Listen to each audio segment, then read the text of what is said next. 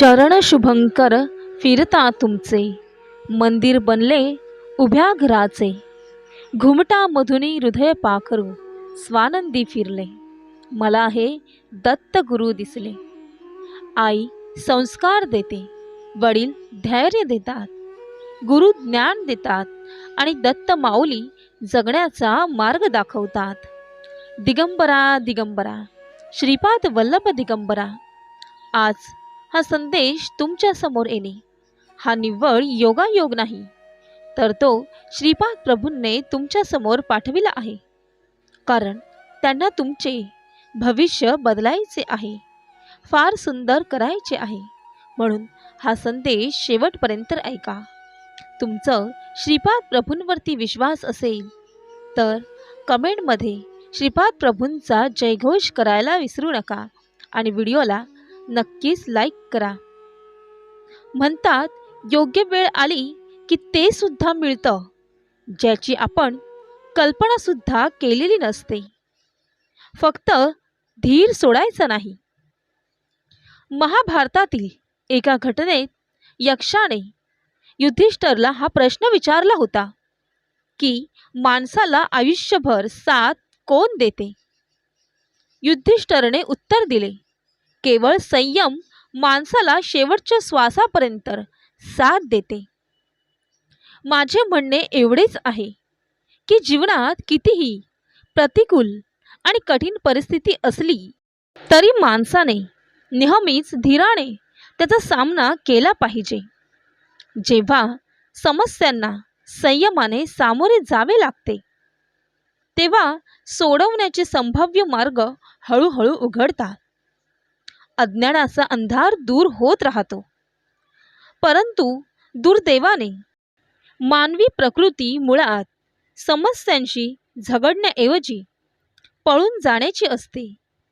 ही प्रकृती समस्यांना असह्य बनवण्याबरोबरच भीत्रा बनवते.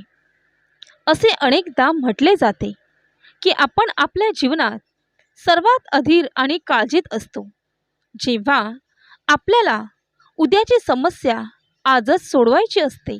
जोपर्यंत तुम्ही पुलावर येत नाही तोपर्यंत तो ओलांडण्याचा प्रयत्न करू नका. वर्तमान हे जीवनातील सर्वात मोठे वास्तव्य आहे आणि त्यात जगण्याचा आपण सर्वोत्तरी प्रयत्न केला पाहिजे. जीवनात समस्या अपरिहार्य असतात आणि त्यांना धीराने सामोरे जाण्यापूर्वी हार मानल्याने समस्या अधिक गंभीर होतात. महान शास्त्रज्ञ अल्बर्ट असे म्हणायचे, मी खूप हुशार आहे असे नाही, फक्त समस्यांना जास्त काळ टिकवायचे आहे. तात्पर्य म्हणजे समस्यांचा गांभीर्याने आणि संयमाने अभ्यास करून जीवनाचा खरा आनंद घ्यावा. जीवनाचा खरा आनंद स्पर्धेमध्ये आहे.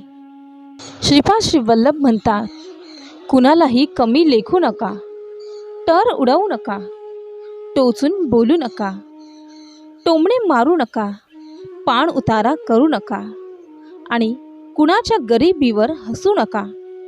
कारण नियतीचा पलटवार कधी होईल हे सांगता येत नाही. कर्म फिरून येतच, जसं द्याल तसंच मिळेल. चांगले कर्म केल्याने बाकी काही असो नसो रात्री नक्कीच चांगली झोप लागते. कर्माचा फार वेगळं तथ्य असतं. म्हणून कर्म करताना विचार करत जा. कारण ना कोणाचा आशीर्वाद वाया जातो, न कुणी दिलेला तळतळाट. तुमची चूक नसतानाही जर तुमच्यावर अन्याय होत असेल तर समजून घ्या की अन्याय करणाऱ्याचे चांगले दिवस काही वेळेपुरते मर्यादित आहेत. जेव्हा काही माणसांना तुमच्याबद्दल चांगलं सहन होत नाही तेव्हा ते इतरांना तुमच्याबद्दल वाईट सांगायला सुरुवात करतात. तुम्ही कोणासाठी किती केले तरी कमीच पडते.